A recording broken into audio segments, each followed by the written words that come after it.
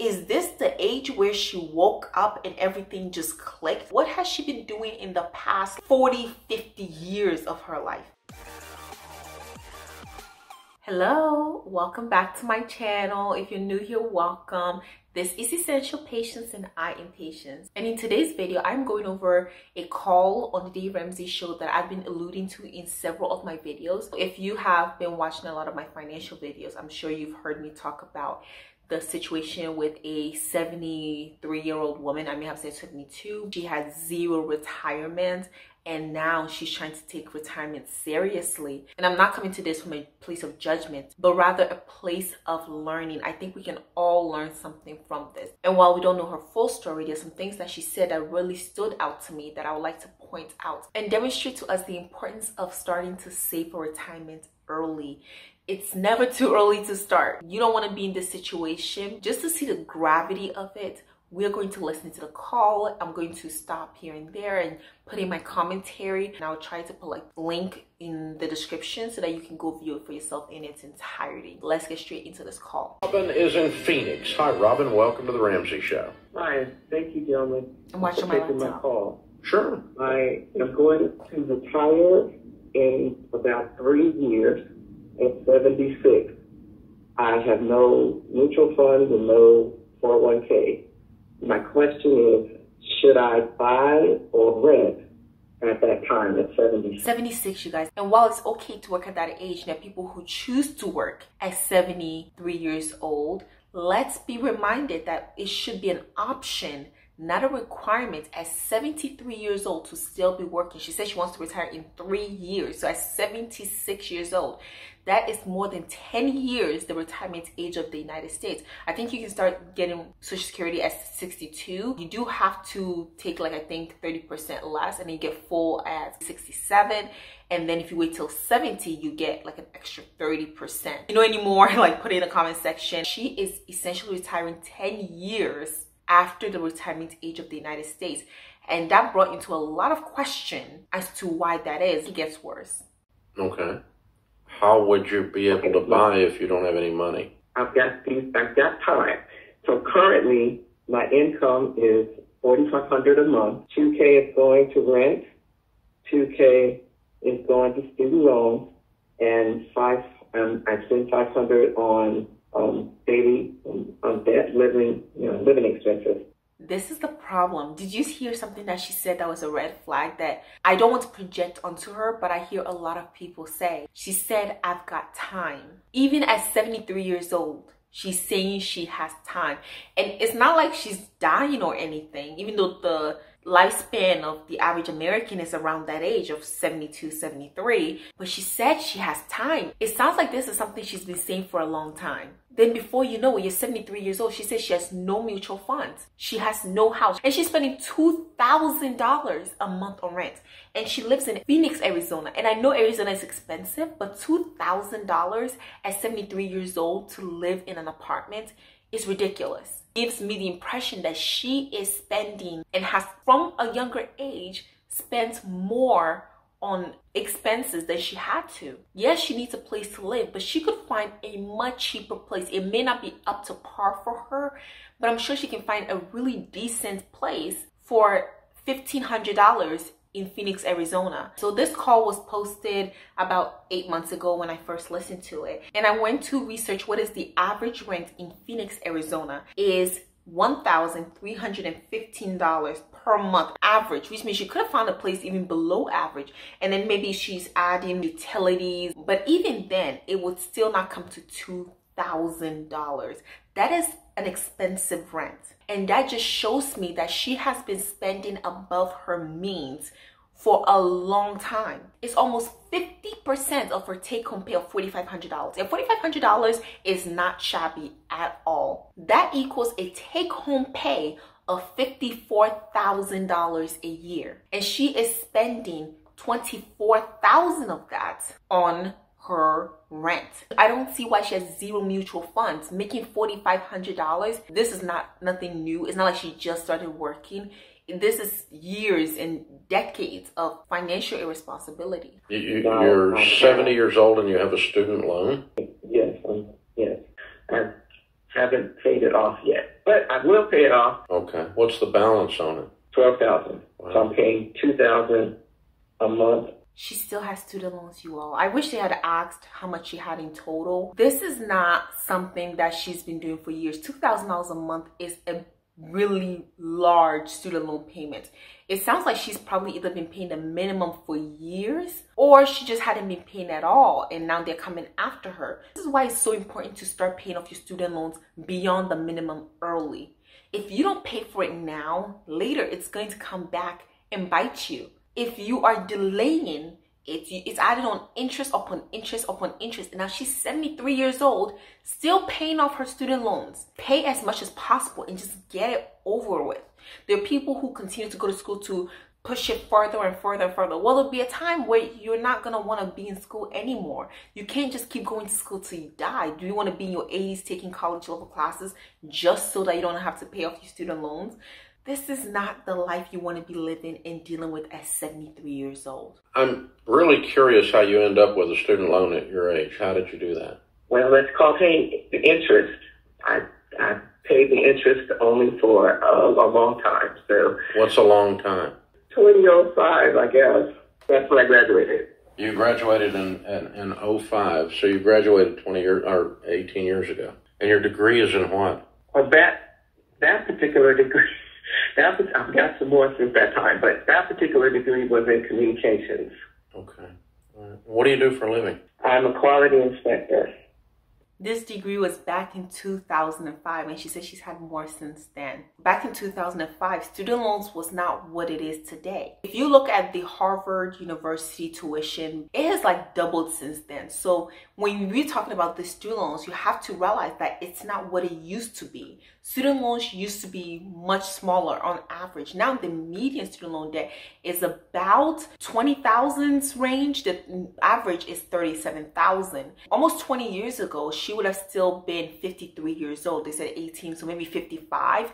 So she knew exactly what she was getting into when she decided to take the student loans. We can't use the same excuse of, oh, they're 18-year-olds get into debt. When I started going to college, I was 17, and I even knew what I was going into, because I was like, where exactly is $50,000 coming out of the sky from every single year? But she had only been paying the interest. And she'd been making money since then and probably had worked before that. It's not about the judgment, but if she graduated and she's 54 years old, at that age, maybe 10 years to the retirement age, why wasn't she thinking about any type of retirement or at least paying off her debt? I don't think she was that serious about it, because again, she was paying only the interest, meaning that her money was going elsewhere. And the cost of living back then, when you think about the rent and everything, was much lower. This is concerning, and this is why it's important to start paying attention to your finances today, because irresponsibility doesn't just go away, it follows you. The thing that runs through my head is this. Obviously, you at retirement have to have monthly money to pay an electric bill and buy food and provide shelter. Okay? The largest line item in your budget for the rest of your life, if you live to be 95, another 20-something years, is going to be housing. And if you're renting, your cost of housing is going to go up every year because rent always goes up. That make sense?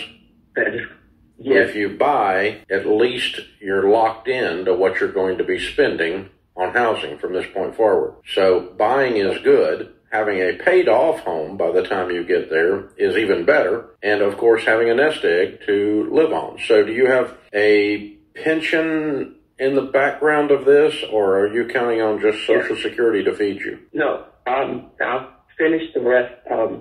So currently what I have is a universal life policy that has a cash value of approximately $9,000 in it. I'm reluctant to cash it out because it has a long-term care rider of 50 months on it at 4%. So that's going to give me about $1,500 a month just for that. By the time I retire, I will have approximately $500 in pension and $2,500, I'm guessing, $2,500 in Social Security, which will give me $3,000. And you have no money in savings at all? My $1,000. $1,000. I got my 1,000. It's breaking my heart. The saddest part is that this is decisions. Oh my God. Like, I guess it doesn't sound like she has a husband, kids. The reason why even 30-year mortgages, as much as Dave Ramsey promotes 15 years, bought a house at, let's say, 30, even 40 years old. By the time you are 60, 70 years old, you would have had a paid for house. Bought a house at 45 and you did a 15-year mortgage. At least by 60, you would have that mortgage paid for. Having a paid for house by the time you retire is imperative. It is so fundamental to the rest of your life. Yes, property taxes you have to pay. Yes, you have to pay utilities. Yes, those changes would vary. And of course, you have to pay for insurance for your house. But rent payment, that is so risky. And that's why Dave mentioned that, because it is so important to have a paid for house. Depending on Social Security, which is approximately to $2,500, which means that she's been working for a while, meaning that she's had time to save. She's had opportunity, ample opportunity, at least since she graduated in 2005, to save up for something. And she didn't do it. The pension is $500, which means that she's probably not been contributing anything to a 401k, nothing to a Roth IRA, not even to an HSA. And she has this universal life policy of $9,000. And the only savings she has at 73 years old is $1,000. Time doesn't make things better. It's what you do with that time. People think, I'll do it later, years from now. And then by the time you blink, you could be in her shoes. I want you to cash the universal in and pay the student loan down. And let's be done with the student loan very quickly. Let's get that in the background as soon as possible so we can try to accomplish a couple of these other goals, which is housing, and start to build some kind of a nest egg over the next 3 years. So basically, you're going to live on beans and rice for the next 3 years while you throw as much money towards housing, buying a home, and as much money towards a nest egg as you can throw. And both of those are going to be better moves than a bad universal policy. So we've got to get the student loan in your rearview mirror to pull that off. And I'm glad Dave said that. Some people may not agree. She's trying to do everything but just do the work. Just get the student loans paid off. She have gotten it paid off years and years ago. Even during the pandemic, when it was on pause, a lot of people stopped paying their student loan debt. Rather bought bigger cars, got into more debt, and now people are seeing the consequences of their action. She says she has $12,000 left. She pays this $9,000 towards it. All of a sudden, she has $5,000 in 2.5 months. She would be done with it. You can't just be figuring out all this stuff at once. And I wish they had told her to move out of her apartment. That $2,000 apartment is way too much. It is stifling her. It's taking away income that could go towards something else.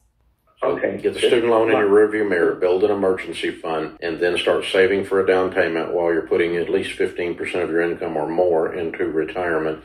And I want you to save as much as you can save for retirement while putting down as much as you can put down on a house. And when you do buy a home, I want you to buy a very modest, a very inexpensive property. I am more concerned that you have basic shelter that is locked in on its monthly cost than I am you having a home that you are necessarily thrilled with. Okay, that makes sense. Yeah, I want to stabilize. I'm trying to stabilize. I'm concerned about that because the $2,000 apartment is nothing cheap. And what she's going to get equivalent of that in a house is not going to be the same thing. She's just not going to be able to get that in there, especially if she's expecting about $3,000 per month for retirement. And, you know, she does the 15% into her retirement savings, which I wish they had asked, why aren't she doing this? Saving consistently, like right now, the property she's going to be able to afford is not going to be the best of properties. Median cost of a house in America today is well over $400,000. I would say she moves into a really cheap cost of living area. That's the best thing for her, to go to a state or even a part of Arizona that is very affordable and buy a very modest home like Dave Ramsey says, maybe under $150,000. Yes, you still can find those. Even in Texas, you can find those. It's just not going to be in the big cities. So if you go way into the countryside, you can still find houses for $150,000. Pretty nice and decent. And that's something that she needs to do. As your future. That's my first goal. Your luxury or your comfort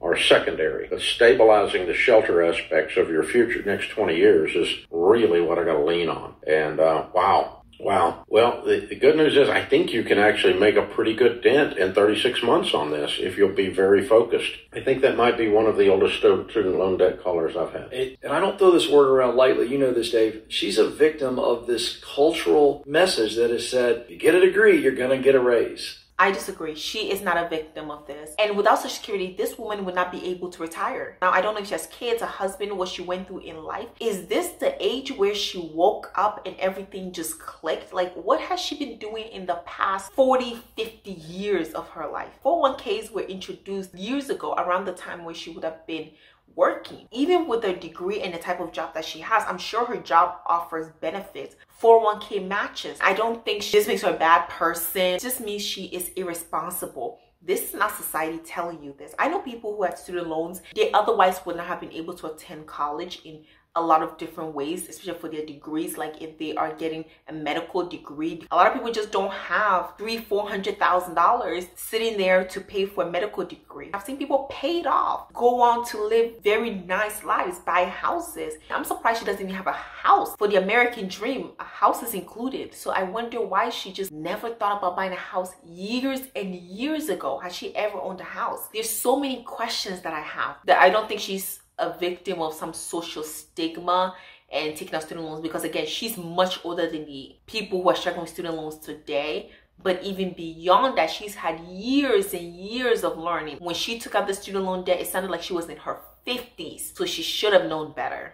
Many times it's not, and she My kept getting last degrees was in degrees communications, and I'm not in communications. Exactly. She's in quality assurance, and so you've got to be careful. These degrees don't come with jobs. You still got to go out and find them, get them, and perform them well. And I'm not trying to be unkind, but there are so many people that still believe. You go through a layoff at 45 or at 50, and you go, I got to go get more education. Maybe, But probably not. probably not. Not at the cost of sitting at 70 years old still student loan debt. No. And see, that's the exchange that makes me so angry about the business of student loans. It's big business. It's a lot of money. You people in government are not helping That's right. the population. You are harming the people that you're called to govern. Said I don't agree with that, because even if she didn't have the student loan debt, she still probably would not have had any savings. That's not what's stopping her from saving. What's stopping her from saving is her ability to live in a little bit of discomfort for the moment, for a better future. Maybe it might seem harsh. Just because you grow older doesn't mean you grow wiser. Communications degree at 55 years old. I don't know anybody who would advise that. Also getting more degrees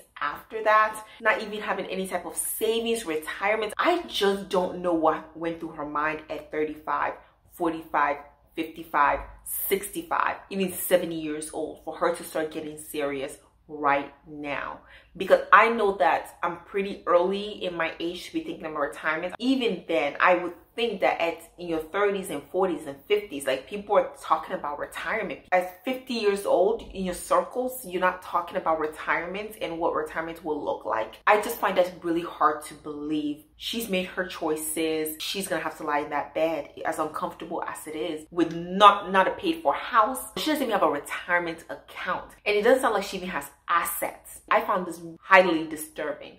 But let's go into the comments before we round off. So the first comment says that people in their 20s and 30s buying expensive cars, going out every night, movies and bars every weekend, saying that you only live once. Listen to this call. Thank me 40 years later. And I absolutely believe this. We only live once, but we should make sure we live for today, tomorrow, and always saving something for the future when we want to live a more comfortable life. The options today are not going to be the same options when you're 70 years old, going through probably some medical things. Your response to that is that, well, if you're in your 20s, the world is going to be very different than today when you're 72.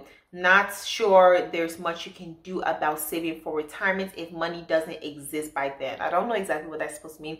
Those are pessimistic people, but for me, I always have the attitude is I'd rather save and not need it in the future than to not save and then get to the future and need it. And I'm just going to be like, oh, I regretted not saving in my 20s and 30s and 40s and 50s and 60s and early 70s too. I don't really like to fall into that, like this if and thens and whatever. I just rather do my part now. Everything else is out of my control. Another comment says, I gotta be honest, if you still have student loans at 65 plus years old, just make the minimum payments and save everything else you can save. It isn't worth paying it off. And I actually did think about it. I wondered if they would come in after her, maybe taking some of her wages. But I definitely did think about it, that you could save more money now for her down payment on a house and then continue making minimum payments. It seems like that was something she was very comfortable with, you know, for the past 20 years. She must as well just continue. But I did think about them later coming after her when she's even older, or what it means for her children and grandchildren. But again, it didn't seem like she had children,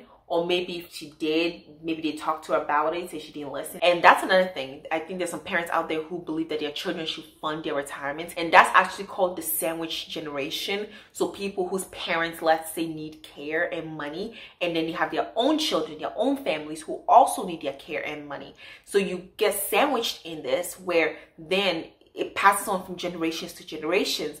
And so your children would then have to take care of you, because you are so spread thin that you're not able to focus on just you saving for yourself and your children. And then after your parents pass away and then your children grow older, now you are left in a position where you would need your children's help. And that's something that I personally want to avoid in the future. I don't want my kids to have to be burdened with taking care of me while they're trying to build their own families. The Bible says that a righteous man leaves inheritance for his children's children. That's a righteous man, because you're thinking not just about yourself, but also about your family. Another comment says that people laughed at me for taking 9 years through a 4-year program, calling me a professional student. I graduated free in 1993 with my BFA. Tuition was cheaper then, but I was still working 2 jobs to pay for the hours I could afford. I think student loans are the largest scam in the USA. And this is what I was talking about when I said people were literally paying their way through school. Back when she was college age, people were literally able to work and pay their way through school. Some people would take the summer to work, and that money could pay for a year's tuition. So that's the whole point of me just being absolutely surprised and talking about the importance of decisions. Today, most people cannot work and pay their way through school. Maybe in some undergraduate programs where you're going to school in state and the tuition is like $10,000 to $12,000, depending on your part-time job and how much you're saving, maybe living at home, you could work and pay your way through, but most people cannot. But she could have in the time when she was college age, and even after, and in the 90s, she could have done that. But again, decisions. Another comment said, at 73, she should collect Social Security now. She's not going to get any more extra benefits by delaying. Also, home ownership also has costs like maintenance, taxes, insurance, and it goes up every year. I would continue to rent and apply for elderly subsidized housing. I did think about that. I still think her housing is way too expensive.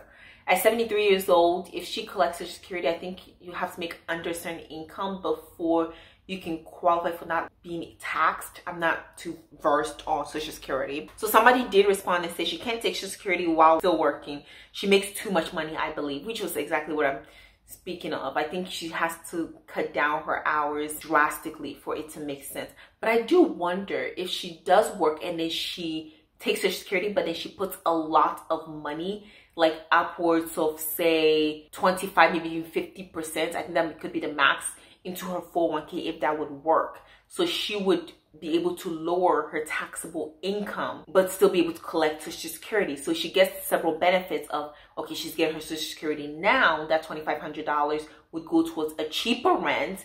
And also she'll be able to save for the down payment of the house, but then she will also be saving for retirement through her 401k.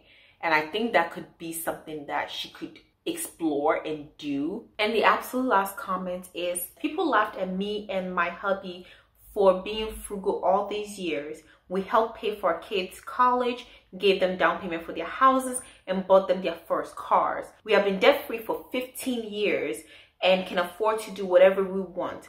We have a very simple lifestyle. We are making more money in retirement than when we were working.